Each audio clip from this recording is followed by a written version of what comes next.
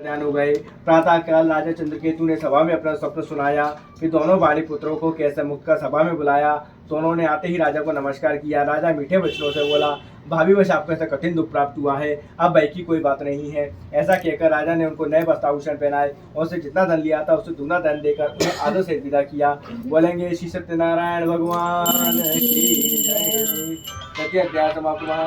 चतुर्थ अध्याय प्रारंभ। सूती जी बोले, वेश ने मंगलोच्चार करके यात्रा आरंभ की और अपने नगर को चला। उनकी थोड़ी दूर निकलने पर डंडी वेशधारी सत्यनारायण भगवान ने उनसे पूछा, हे साधु, तेरी नाव में क्या है? अभिमानी बालिक हंसता हुआ बोला, हे डंडी, आप क्यों पूछते हो? क्या धन लेने की इच्छा है? मेरी नाव में तो बेल पत्ते भरे हुए हैं।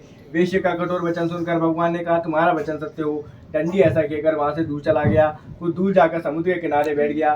डंडी के जाने पर वेश्य ने नित्य क्रिया करने के बाद नाव को ऊंची उठी देखकर अचंबा किया और नाव के समीप जाकर देखा तो उसे बेल पत्रे पाकर मूर्छित होकर जमीन पर गिर पड़ा।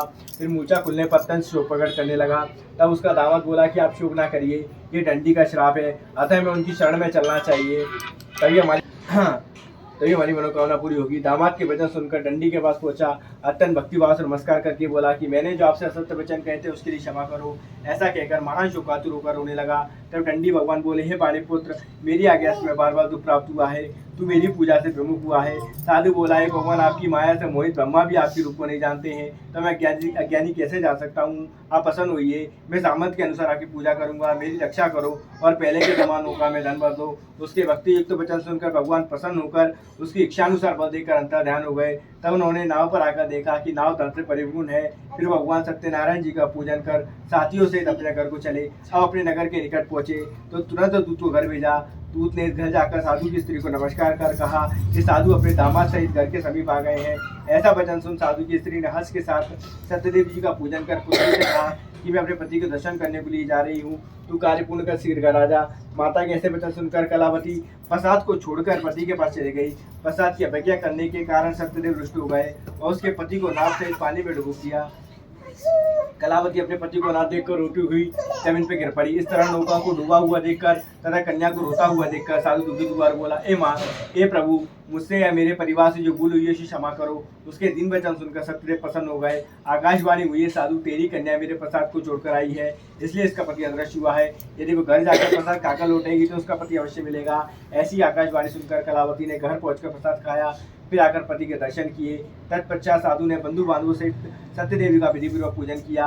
उस दिन से वह पूर्णिमा को सत्यनारायण जी का पूजन करने लगा। फिर इस लोक में सुख कर अंत में स्वर्गलोक को प्राप्त हो गया। बोलेंगे श्री सत्यनारायण भगवान की जय।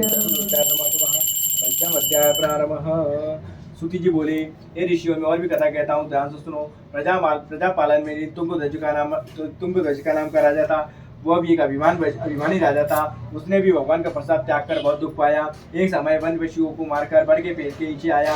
वह ग्वाल पालों को सत्यनारायण जी का वध करते हुए देखा, लेकिन अभिमान वश माने गया, ना ही उसे नमस्कार किया। जब ग्वालों ने उसके सामने प्रसाद रखा तो वो प्रसाद को त्याग कर अपनी सुंदर नगरी की ओर चल दिया और वहाँ उसने अपना सब कुछ नष्ट हुआ पाया।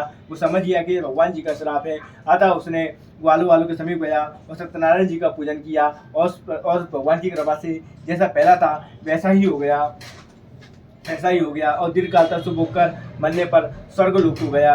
जो मनुष्य इस परम दुर्लभ वक्त को करेगा, भगवान की कृपा से उसे धन्य धान की प्राप्ति होगी। निर्धन बंदी बंधन से मुक्त होकर निर्भय हो जाता है। संतानहीनों को संतान की प्राप्ति होती है। सब मनोरथ पूर्ण होकर वैकुंठ धाम को जाता है। जिन्होंने पहले इस व्रत को किया है, अब उनके दूसरे जन्म की कथा कहता हूँ। सदानंद ब्राह्मण ने सुदामा का जन्म लेकर मोक्ष को पाया। उल्का मुख नाम का राजा दशरथ होकर वैकुंठ को प्राप्त हुआ।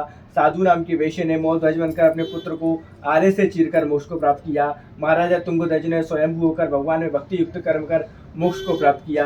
बोलेंगे श्री सत्यनारायण भगवान की जय। चलो।